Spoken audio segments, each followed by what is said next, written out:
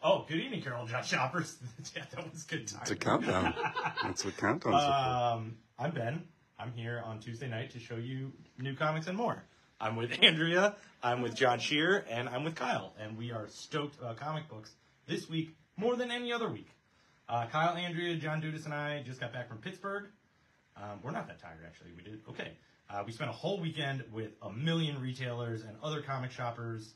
A ton of comic companies, like any comic company you can mention was there, or they sent a bunch of free stuff, which is really cool. We got a lot of promo material for new books coming out, new storylines from Marvel and DC. Like, we're super excited about pretty much everything, which is awesome because February and March are like kind of notoriously in the cradle of nothing happening in the comic world. Like, we're getting into con season coming up.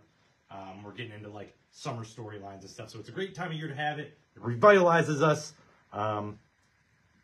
Pay no mind to the coffee. So it is episode 197. We got a weird Fantastic Four cover for you. That was pretty cool. Also, we got to meet the Pink Ranger. Amy Jo Johnson, who just wrote a Power Rangers comic. So she signed a copy for us, which is really cool. We're going to keep that in the store and display it, even though we're more Turtles people right now, but that's okay. Also, while we're at the front counter, I'll just show you, we met, again, a lot of small upstart comic companies, and they are really eager to just get their book out there, and we always really respect that. Evans Media, or I don't remember what, Evans Publishing, gave us a lot of copies of his 2-part graphic novel called A Prayer for the Hunted. So we've got a lot of those at a deep discount just to get his material out there. It's a spy story. It's really fun. It's $5 for 2 volumes, so you really can't go wrong. Just kind of take our recommendation on that. He had to leave early, so we didn't get to talk to him a lot, but whatever. So, and you also, first 3 people who buy that dual pack get a hat for his company and a really weird, honestly, metal business card. But that's what we got. So it's there. It's heavy metal. It's heavy metal. It is heavy metal. I'm going to start at the bottom of the table with a lot of our displayed, really exciting retailer exclusive variants that they gave us at ComicsPro.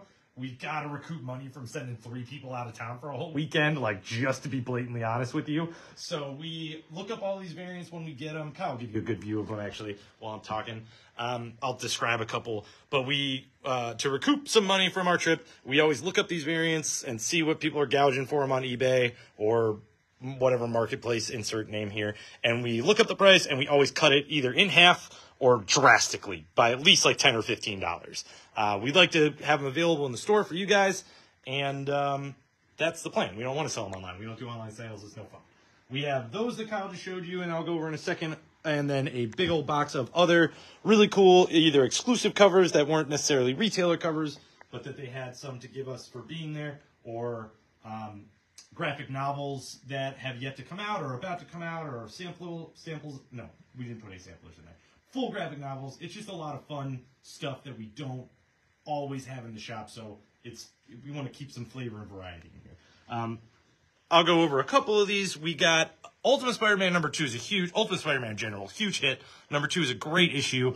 So we got a retail incentive cover for that one. People are asking for these 2 books, these 2 Spider books, people are asking like $150 to $400 for stuff online. None of that sells. That's crazy. I'm not going to ship a book that expensive. So $100 or $75 gets you Ultimate Spider-Man number 2, retail exclusive, or Spider-Boy number 4, which I'll remind everybody is a first appearance in a Spider book, which is probably a big deal. Non-signed, but that Amy Jo Johnson, Mighty Moon from Power Rangers, The Return number 1, exclusive Boom cover. Next to it, Boom's doing a new book coming out in April called Uncanny Valley, and Dan Watcher was there, and he was really nice and did a sketch on the book for us. We love Ghost Machine, so we've got a 1 per store per blah, blah, blah limited black and white all the way through. It's like a sketch version of the book. So it's really cool. It's on newsprint. Thundercats just came out. We've got exclusive foil covers for that for ComicsPro. There's one.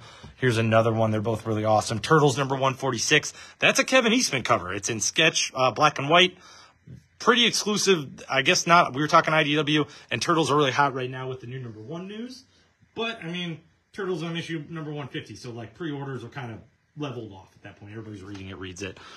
Space Ghost is coming out later this year. They showed us a lot of really cool material for that. So we got an ash can Distillery was there with a lot of new material. They gave us some retailer covers. That's your Devil's Cut, which we haven't had in the store for a while. So if you missed that, that's a sampling of everything new that Distillery is going to be putting out over the next few years. All the creative teams are in there. It's a really, really good way to get primed for their stuff. Gone by Jock. That's a #1 cover we didn't have before. Blasphemous just came out last week. And then if you find this, I'm Already Dead was a book that I was smitten by. So I was super stoked to get a ComicsPro cover for it. All new art on the front. 2 more really quick. Zen, the Intergalactic Ninja, is A, an awesome name, and B, in 3D. There's a few of those with 3D glasses in there, but a few of them forgot. But I'm sure you got some lying around the house. And then Lilo and Stitch. Dynamite was really hitting us with those foil covers this year. And Lilo and Stitch foil cover. Can't go wrong. But you're not here for that, or maybe you are. I don't know. Let's get to new stuff. It's a big, full table. Amazing Spider-Man. This is volume 8 in the current ongoing series. So this is Spider-Man's first hunt. That's all the Kraven stuff, which is phenomenal. Great storyline. Invincible Iron Man, we've got volume 2 in their current ongoing for the wedding of Tony Stark and Emma Frost.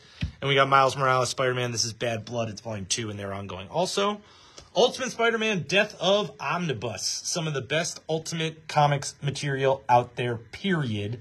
For $100, you get the entire Death of storyline with all the tie-ins and the Ultimate stuff and the Ultimate Avengers stuff and Ultimate Punisher going crazy. Ultimate Spider-Man, obviously. Fallout's in there, I'm pretty sure. Yep. Moon Knight City of the Dead, the complete miniseries in paperback.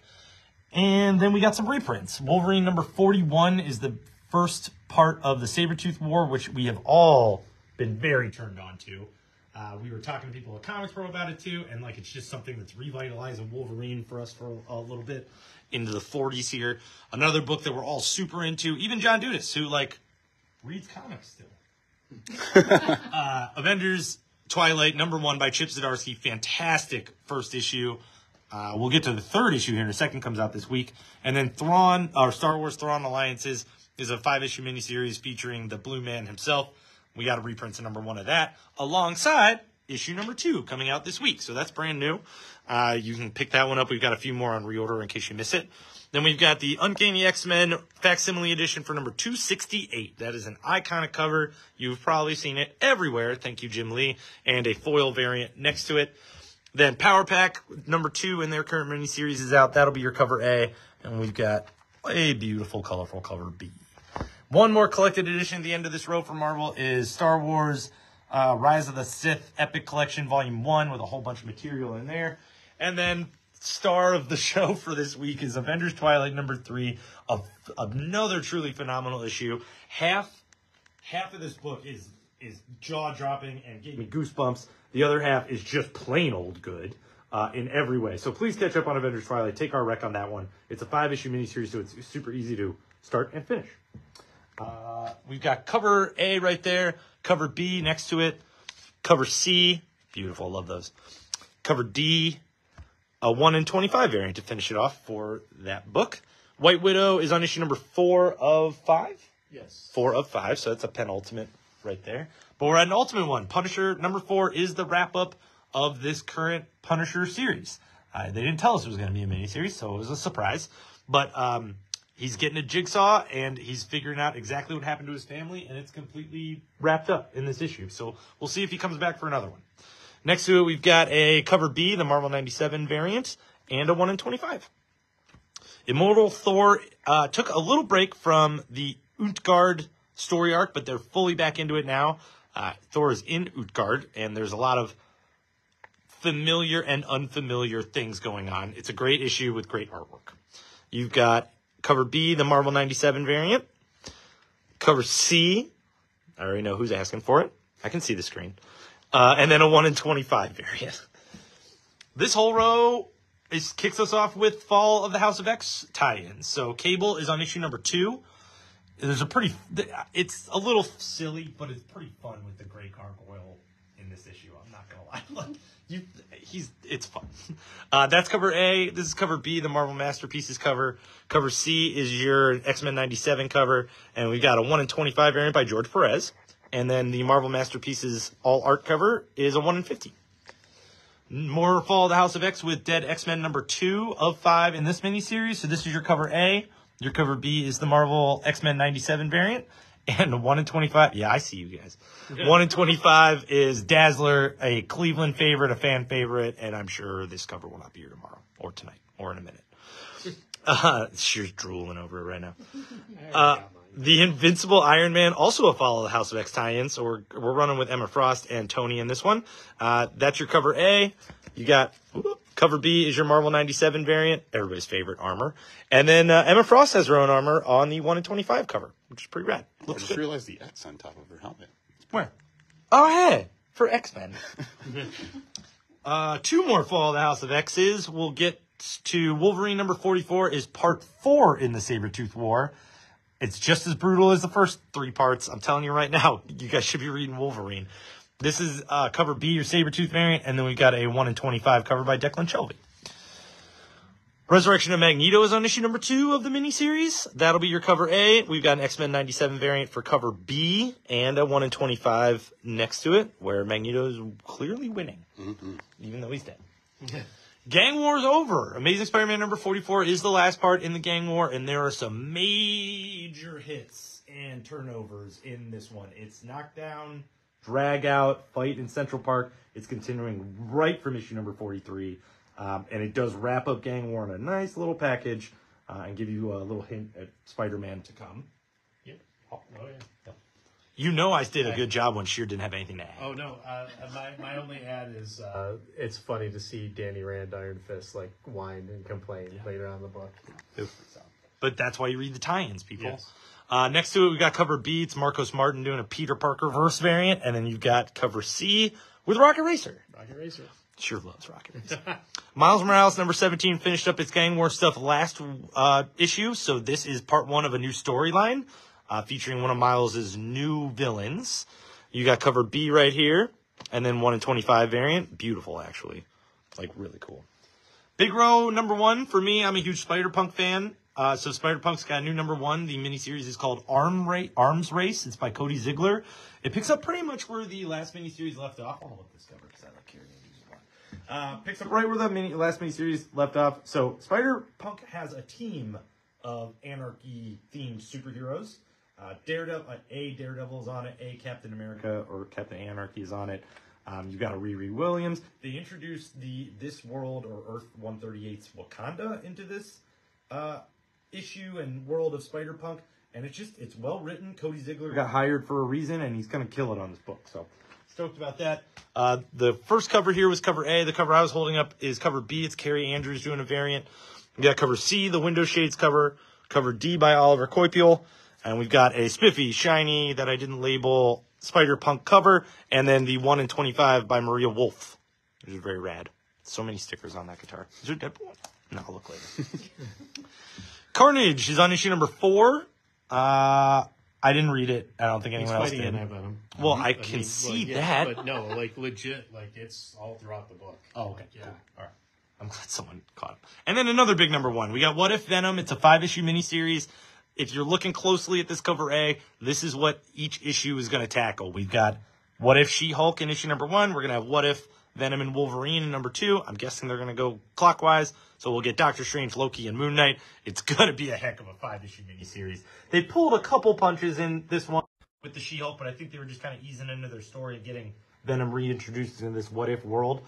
But it's some great artwork throughout the whole book. So cover A is awesome. We got a 1 in 10 variant with the design cover on there. You got a What If Venom blank black variant. And then Spiffy Shiny. Classic artwork. Mirror level Spiffy Shiny. Yeah, I walked by it earlier with the light catching it. I went. And then top of the table's got us a couple of one-shots that are pretty fantastic. We can start wherever you want. Let's go here. You pick. Giant Size Fantastic Four is the first of the giant size one-shots they're going to start to pull out from Marvel throughout the middle of this year. Which one did I miss? Miles, Spider-Man. Oh, wow. Oh, okay. So every 2 months we're going to get a one-shot. And I forgot about one. But it always includes an original story and a reprint that ties into the original story. So this is an original story about the Fantastic Four unearthing a more jerkier king of Atlantis than Namor. So they actually have to go to the jerk Namor and have to deal with mega jerk guy who remains unnamed. It's just like a new Atlantean king in the bottom of the ocean. So they have to figure that out. And then it reprints Fantastic Four number 33. Yep. I didn't look at you to ask the question. I was very confident in my answer. There you go. We've got cover B and cover C. And then the middle of the top of the table for Marvel is the Women of Marvel one-shot this year. We've got 4 stories. Yep. 4 stories, all written by women for everyone. There's some very inclusive stuff in here. The first story is phenomenal. It's written by Gail Simone. And then the last story is a Madam Web story, which honestly telescopes a bit of Marvel stuff for the year based on kind of stuff that we were seeing at ComicsPro. So it's probably even worth picking up just for that, but every story in here is great. The Black Widow story is really great, too. There's some phenomenal artwork in this book. They're all good stories. There's a one-page Squirrel Girl in there. Yes, there is. And you know what? Andrea is a lady. So she said Or so. am I? Uh-oh. I would love for you to pull off one of those really realistic masks, and it's Sean Davis or Felipe. Next up, we have a cover B, and then I'm going to go laugh somewhere else. Then we get to DC. Top of the DC table, amazingly enough, is The Flash, but only because we have a multitude of covers. But it's issue number 6, Attack of the Archangels.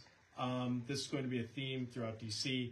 The big bad from what's been going on is revealed at the end of this. And it's a good, solid reveal. You got your regular cover there. You got your cover B by Stocco, your cover C, monkey cover. And then it's Grodd. Big monkey. And then you have your 1 in 25 variant for that one there. Penguin is on number 7. Legitimately teams up with a bat. What could go wrong? For Batman, lots of things could go wrong. Like, this is the deadliest Penguin I think I've ever read in any comic ever, and I am loving every single panel of it. It's fantastic. If you're not reading it, you could legitimately just buy this issue and just go, all right, what's he talking about? How bad is it? It's that bad. He's terrible. It's great.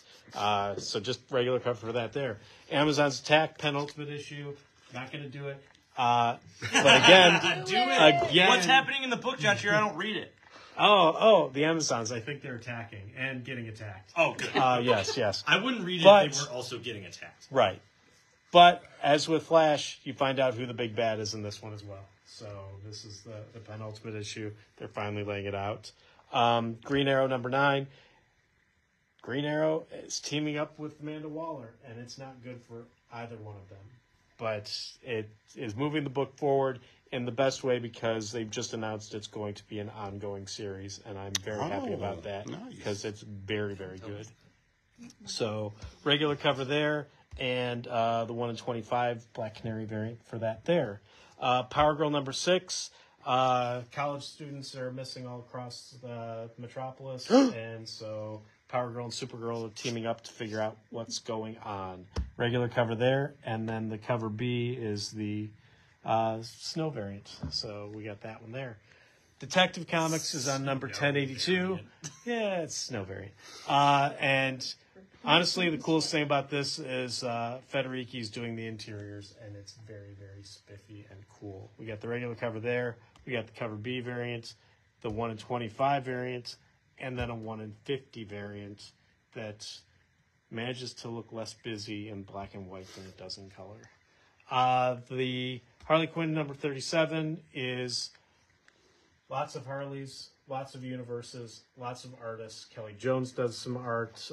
Marguerite Sauvage does some art. It's beautiful. It's great. And then, of course, there's the awesome backup story, which if they collect all of those in one collection, it's going to be wonderful. And then next issue is Batman Brave and the Bold number 10. All new stories, including as part 1 is Mother's Day with Batman fighting another Man-Bat, because as he does. You got your regular cover there. You got your 1 in 25 variant for that there. And then Jay Garrick is on its penultimate issue, and it's on number 5. Collection-wise, Justice Society of America, New Golden Age. We've got the... I'm not sure. Do you know which one's the... Yeah, the flying one is the direct market. Direct market variant, and then the everybody can get it variant. Tell everybody what direct market means. You can only get it at comic stores. Buy it. We like it. It's the first 5 issues plus the Golden Age one-shot, all about Huntress trying to figure out what's going on within the world she's in. and it's great. Yeah, no one writes Justice Society like Jeff Johns. Yeah. So, and then Night Terrors, it's all the nocturnal creatures, it's all the awesome Night Terror stuff. You got the Harley, you got the Joker, you got the Poison Ivy. Fantastic. If you haven't picked up any of the Night Terrors and you're like, oh, let me try that, this is the one to get. Because it's super creepy. I'll do this. EC Vault of Horror. They've been reprinting a lot of old EC stuff in great formats. This time we have Vault of Horror. This is volume 4 for that one, but that's not the exciting part. We did learn at ComicsPro that Oni Press is going to pick up the EC imprint, and they're going to start putting out new EC material this spring, summerish, right in there. So that's cool. We're super stoked about that. I got a pin. Andrea has a pin. Mine, it was on my other shirt. But that's exciting. So that was an exciting platform to put that on. Other Dark Horse stuff gets us Canary number 3. That wraps up the miniseries by Scott Snyder. Honestly, fan favorite, staff favorite, store favorite. We're trying to get more number 1s. Dark Horse or 2. And then a 1 in 10 variant by Francavilla. Very cool. Avatar, The Frontiers of Pandora is a new miniseries. It might be, 6 issues starting up there with those blue guys in their water. And their trees and their earth and stuff. Oh, that's not earth. And then the Nasty from Vault Comics is on issue number 7. Penultimate. Oh, it is the penultimate issue. That's right. Below that, we've got from Dynamite, Fire and Ice. It's a Tigro one-shot. So if you've been reading Fire and Ice or you just like bikinis, that one's out this week. It's a one-shot. Conan the Barbarian. Bikinis and skulls. Yeah. Conan the Barbarian's on issue number 8. We got Red Sonja on issue number 8. Also, Whistleblowers. John J., you're the only who pre-ordered this. True story. 4 people who decided to basically break the Holocaust out to everybody and let everybody know this actually happened. And all the people who were trying to stop them, and they refused to be stopped. I cannot wait to read it. It sounded amazing. And, yeah, graphic novel all about it. Wonderful.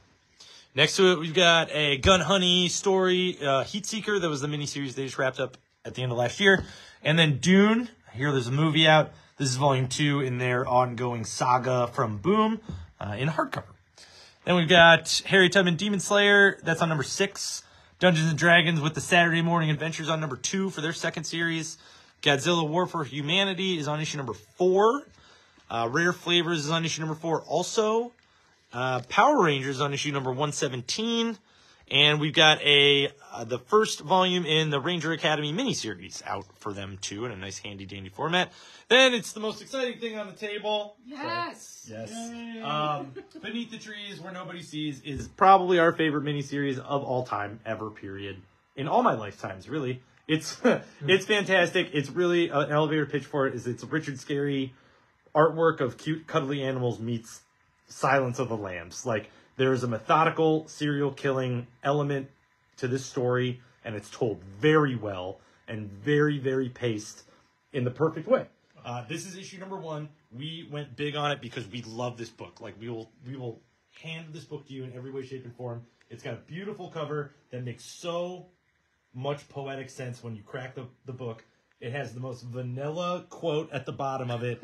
Great psychological horror does not even begin to describe how well told and how well progressing this book is. We talked to IDW about it. They wanted to talk about Ninja Turtles and Star Trek. We didn't care. We like this book. We want more. But it's going to be a 5-issue miniseries from now. Get issue number 1.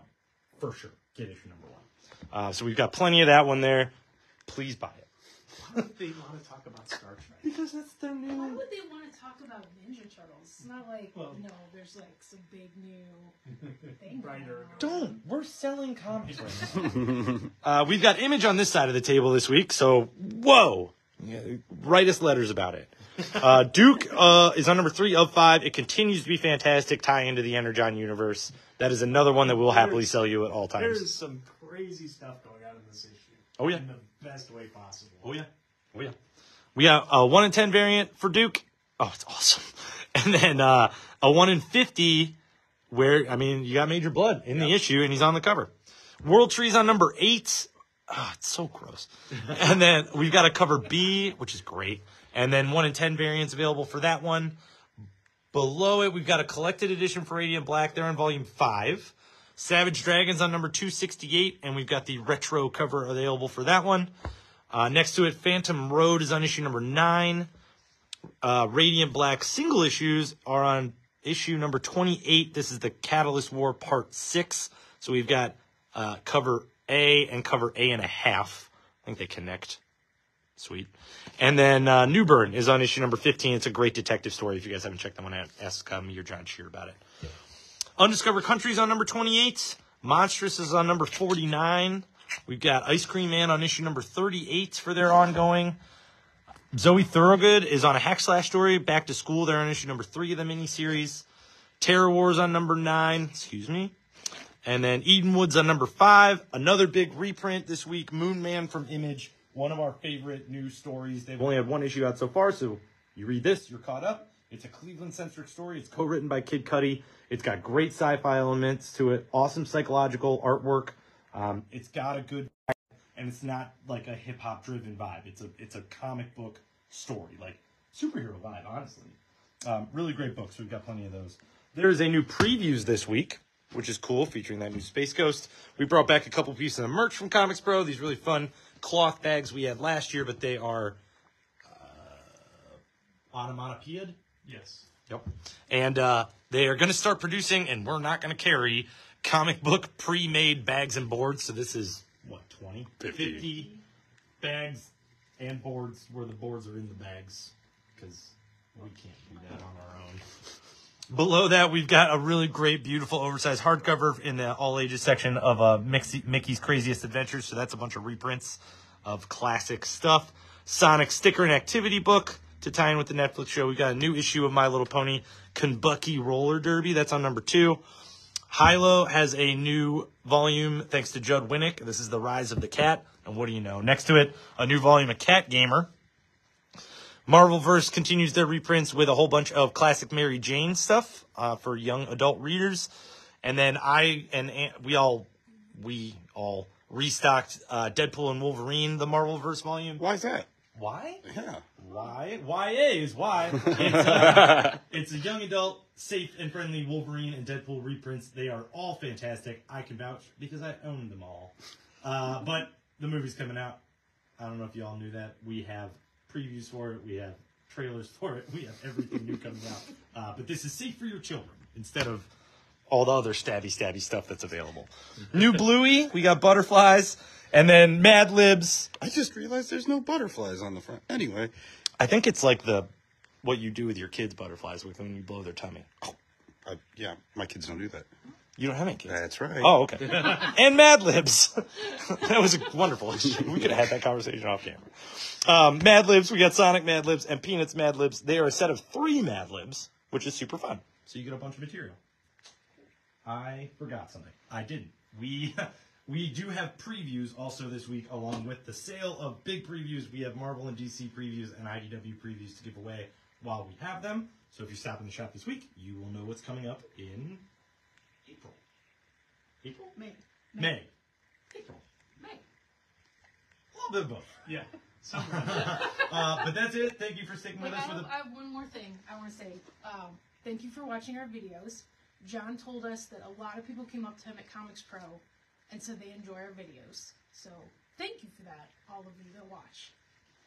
Yeah, it is nice to get noticed by other comic shops, because like the whole point of going to ComicsPro is an exchange of ideas while also getting new information to sell you guys stuff and bring money in. It's an exchange of ideas of like what comic shops are doing right and what they're doing wrong and how we can fix that or help that or bolster that. And that happened a lot this weekend, and we got a lot of really good feedback. So thank you guys for the attention. But have a good evening, and we'll see you for your comics tomorrow.